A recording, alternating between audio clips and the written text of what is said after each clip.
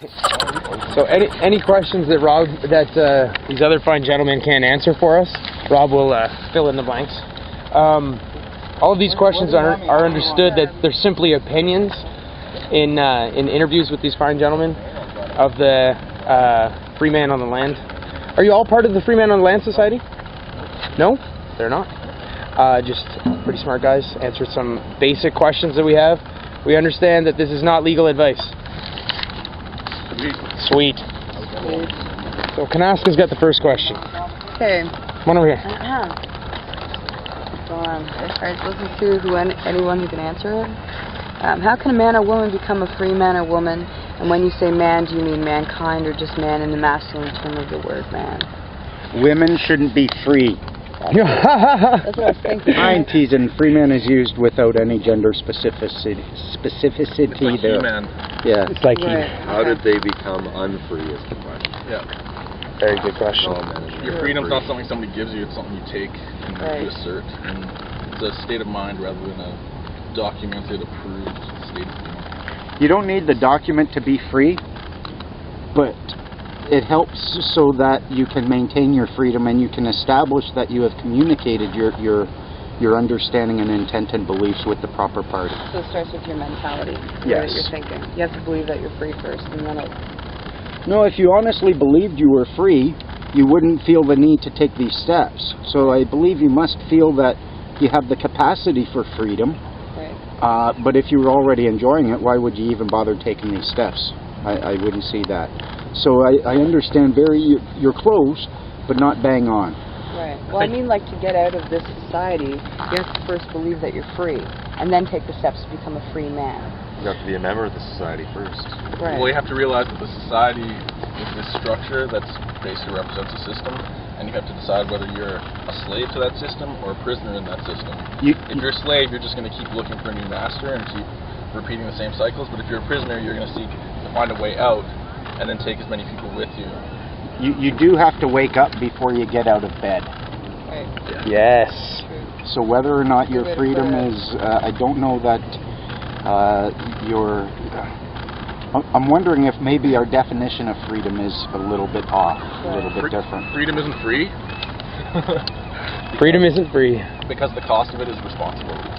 Right? A lot of people mistakenly start learning Free Man on the Land stuff or any solutions in commerce, and they think that it's like going to be this golden ticket to like get a free house, a Porsche, and like tell the government to stick it.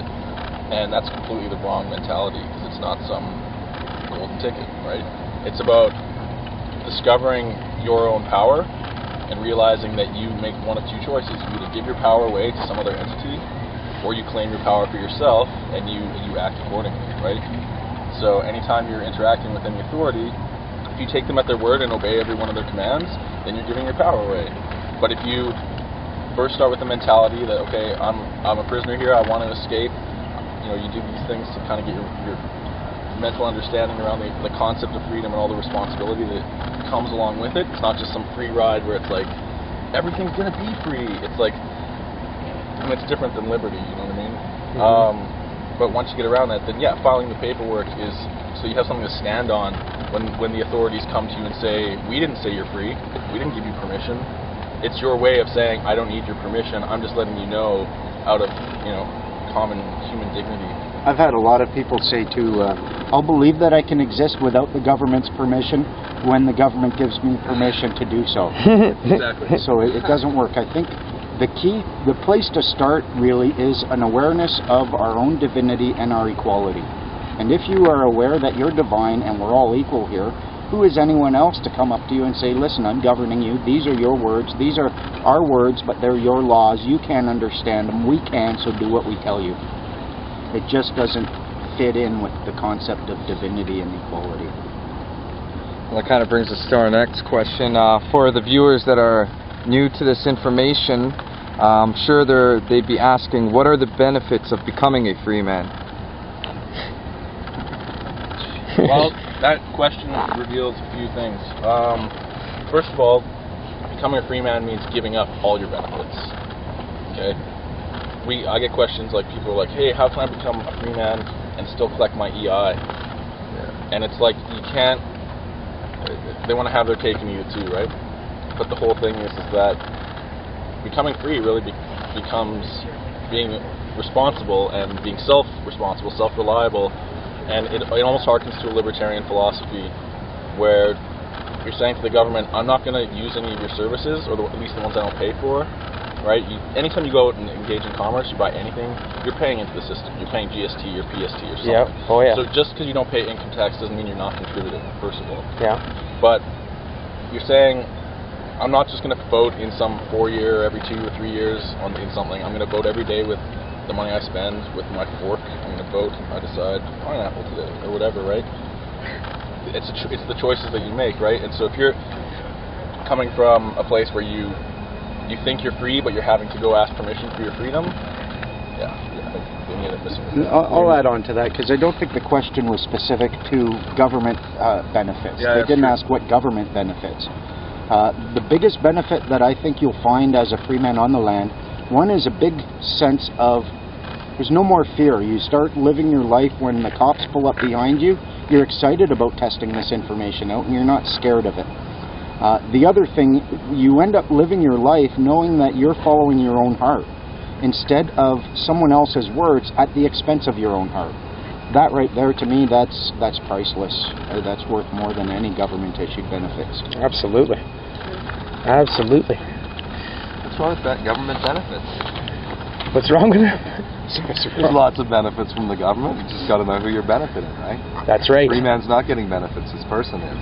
Yeah. Depending on how you want to use That's it. right. If you want to use it. That's right. So you can be a free man and still use your person, right? I don't believe so. No? The person is all persons are evidence of a relationship, of an association. The person evidences rights and duties.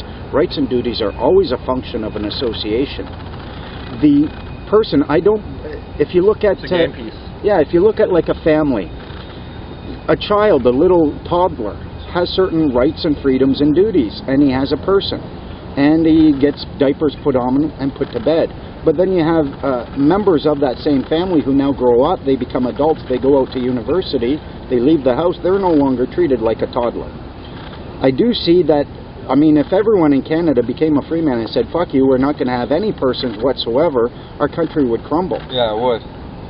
But what I don't see is that I don't see why having rights and duties should be associated with a person which right now the government looks at as a ward of the state, as a child of the province. So if you look at it strictly as a person, if you look at a person strictly as that unit of which the rights and duties are fundamental attributes, then as a free man on the land, I certainly have rights and freedoms and duties, so there would be a person, but it's not a person created by the government, given to me, which identifies me as one of their charges. Now, one of the issues of contention that Christy and I have is the access to our value, our abundance. If you imagine it, use the analogy of a family where you have a child and a nanny, and the child owns part of the house. They're the heir of this incredible wealth, not the nanny. So the nanny takes care of the child. And now the child gets to 18 and it just wants to be treated continually like a child. Maybe nanny's putting some in the water to make it act like a retarded adult. And yet, what I see is the adult can wake up, no longer act like, you know, like they're developmentally handicapped. And then start taking on responsibility for their own funds, their own trusts. Now at that point, you still have your wealth, but you're just not going to nanny government to access it. And to me, that's essentially, if you look at what, you know, very rich families, when they have kids who inherit, that's what they essentially do. Up until maybe 30, they're given an allowance and training, and at 30, then the trust reverts to them, and they're responsible for it. They have to respond. And so I think our person right now, for the most part, if you have a person evidenced by the creation of submission of an application and registration, you have a person which is a creature of the government, and thus you're bound by them. If you, however, go through the notice of understanding and intent and a claim of right, you're rejecting that person in favor of one that you have created, and you haven't abandoned any of your wealth, you haven't abandoned your ability to engage in commerce, and you still now have greater control over your own funds, over your own activity, and they still have to see you as someone who has a right to be here, and certainly someone who has the power and the right to access courts. I just filed documents in court against Carmel Wiseman last month, I guess. Oh, really? And I told the clerk, yeah, I'm a free man on the land. I'm Robert Arthur of the Menard family. They're like, we have no way to put that in our computer. I said, well, that's your problem, not mine. That's it. So they put it in, and the mail they sent me, the letterhead on it, it's filed under a free man on the land, Robert Arthur. Oh, fantastic. That's awesome. So they, the courts recognize it. So if the government comes and says, no, I don't recognize it, too bad, the courts already have. That's Have a it. good day. And they got